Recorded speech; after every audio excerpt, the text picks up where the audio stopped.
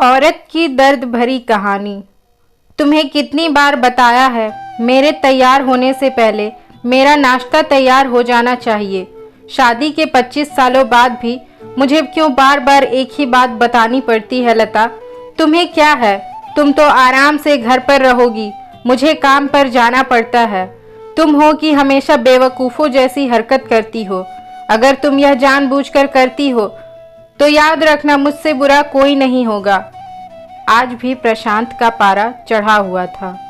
इन कटु शब्दों में अपना गुस्सा उतारते हुए, गीला तौलिया कुर्सी पर फेंकते हुए प्रशांत गुस्से से लता की तरफ देखने लगा। लता के लिए प्रशांत का यह बेवजह का गुस्सा कोई नई बात नहीं थी। वह महीने में 3-4 बार ऐसे ही लता पर बरस पड़ता था। पहले पहले लता उसका विरोध किया करती थी, लेकिन जब कई सालों तक प्रशांत में बदलाव नहीं दिखा तो लता ने खुद को ही बदल दिया।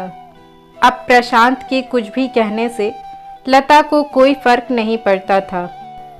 प्रशांत की हर बात वो चुपचाप सिर नीचे झुकाए सुन लेती थी।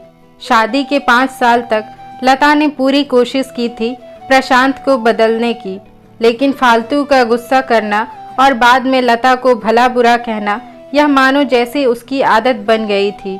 कोई भी वाद विवाद होता तो सीधा प्रशांत लता को बोल देता, अगर मैं तुम्हें अच्छा नहीं लगता तो क्यों नहीं चली जाती अपने मायके, क्यों रहती हो मेरे साथ। इतना सब कुछ होने के बावजूद लता प्रशांत के साथ रहती थी, क्योंकि उसे अपनी बेटी की फिक्र थी। और वह जाती भी तो कहाँ जाती, अपने बूढ़े हो चुके माँ बाप को इस उम्र में परेशान करना वह नहीं चाहती थी। समाज और लोग क्या कहेंगे, यह भी तो उसे देखना था। वह इतनी पढ़ी लिखी भी नहीं थी कि खुद जाकर कोई नौकरी कर सके और अपना और अपनी बेटी का पालन पोषण कर सके। लता को अब अपनी फिक्र नहीं थी, उसको फिक्र थी तो बस अपनी शादी लायक हो रही बेटी की। लता नहीं चाहती थी कि पति पत्नी के झगड़े की वजह से काव्या डिस्टर्ब हो जाए। काव्या की पढ़ाई पूरी हो चुकी थी, उसके लिए अब शादी के रिश्ते आने लगे थे। कई रिश्तों को काव्या ठुकरा चुकी थी। 2-3 महीने बाद एक अच्छा रिश्ता आया। रिश्तेदारों और पहचान के लोगों ने भी लड़के के बहुत गुणगान किए थे। प्रशांत एक शाम अपनी बेटी के पास बैठकर उसे बताने लगा, काव्या बहुत अच्छा लड़का है, पढ़ा लिखा है, बड़ा घर है, बहुत अच्छी नौकरी है। ऐसे रिश्ते बार बार नहीं आते बेटा, इस बार मना मत करना। काव्या अपने पिता से ज़्यादा बात नहीं करती थी, शायद डरती थी या शायद नफरत करती थी, लेकिन आज वो अपनी पूरी हिम्मत इकट्ठा कर बोली, मुझे अभी शादी नहीं करनी है पापा, मैं नौकरी करना चाहती हूँ, खुद अपने पैरों पर खड़ी होना चाहती हूँ। हाँ तो उसमें क्या बड़ी बात है, मैंने लड़के से बात की है, वह तुम्हें किसी बात के लिए नहीं रोकेगा। तुम शादी के बाद भी नौकरी कर सकती हो, वह तुम्हें नौकरी के लिए परमिशन दे देगा। प्रशांत बोला, मेरा नौकरी करना या ना करना उसकी परमिशन पर क्यों डिपेंड रहेगा पापा? काव्या ने पूछा। मैं कह रहा हूँ ना, तुम्हें किसी भी चीज़ की कमी नहीं होगी वहाँ। ऐसे रिश्ते बार बार नहीं आते, इसे ठुकरा मत, बहुत खुश रहोगी तुम वहाँ। प्रशांत ने कहा। पापा, क्या मैं उतनी ही खुश रहूंगी जितनी मम्मी इस घर में खुश है? काव्या ने तंज कसते हुए कहा। आज तुम्हारी जबान कुछ ज्यादा नहीं चल रही है? प्रशांत गुस्से से आंखें बड़ी करते हुए बोला, पापा मुझे शादी ही नहीं करनी है, क्योंकि शादी के बाद अगर वह लड़का आपके जैसा निकला तो मैं क्या करूंगी? मुझे आपके जैसा जीवन साथी नहीं चाहिए जो बिना बात के मुझ पर हमेशा चिल्लाए। मुझे कुछ भी अपनी पसंद का लेना हो तो 10 बार सोचना पड़े, कहीं वह नाराज ना हो जाए। मेरी तबीयत कैसी भी हो उसे परवाह ना हो, रोटी थोड़ी सी मोटी बन जाए तो घर सर पर उठा ले, उसकी चेकबुक ना मिले तो भी सारा कसूर मेरा ही निकाले और हर छोटी छोटी बात पर मुझे मायके जाने के लिए कहे। काव्या अपना दिल खाली करते हुए पापा से सब कह दिया।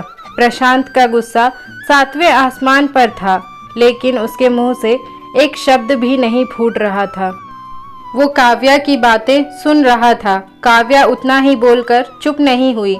आज पहली बार वह अपने पापा के सामने इतना कुछ बोल रही थी। पापा अपने माँ के साथ हमेशा गलत व्यवहार किया है, आप अपने ऑफिस का गुस्सा बिना सोचे समझे माँ पर उतार देते हैं। कभी इस बात की परवाह भी नहीं करते कि उन्हें कैसा लगता होगा। आपकी बातें सुन सुन माँ ने अपना स्वाभिमान खो दिया। प्रशांत आज पहली बार अपने किए गए बर्तावों को महसूस कर पा रहा था। वो इतना ही बोल पाया, जो तुम्हारा मन है वो करो, मैं तो इतना बुरा हूँ ना। काव्या ने प्रशांत का हाथ पकड़ा और बोली, पापा मुझे सिर्फ एक सवाल का जवाब दे दो।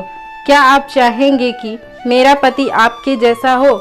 अगर आपका जवाब हाँ है तो कर दीजिए मेरा रिश्ता आज ही, और ना है तो मुझे आत्मनिर्भर बनने दीजिए। प्रशांत कुछ भी ना बोल पाया और वहां से चुपचाप बाहर चला गया। आज उसे लता के सामने जाने में शर्म आ रही थी। चलते चलते उसकी आंखों से आंसू बह रहे थे। प्रशांत ने आज अपने आप को बदलने का निश्चय किया। अगले दिन से लता ने अपने पति में काफी बदलाव देखा। वह सोचने लगी, जो हिम्मत काव्या ने दिखाई है वह हिम्मत अगर मैं पहले ही दिखा देती तो शायद आज परिस्थिति कुछ और होती।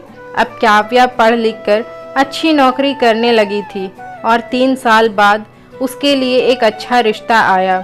उसकी विदाई पर प्रशांत बोला, बेटा तू हमेशा खुश रहेगी क्योंकि तेरा पति तेरे बाप जैसा नहीं है।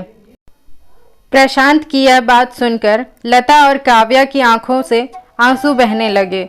दोस्तों, आज हमारे समाज में औरतों को भले ही देवी का दर्जा दिया जाता है, लेकिन वह स्वतंत्रता नहीं दी जाती है जो उन्हें देनी चाहिए। उन्हें बचपन से ही बताया जाता है कि वह पराया धन है।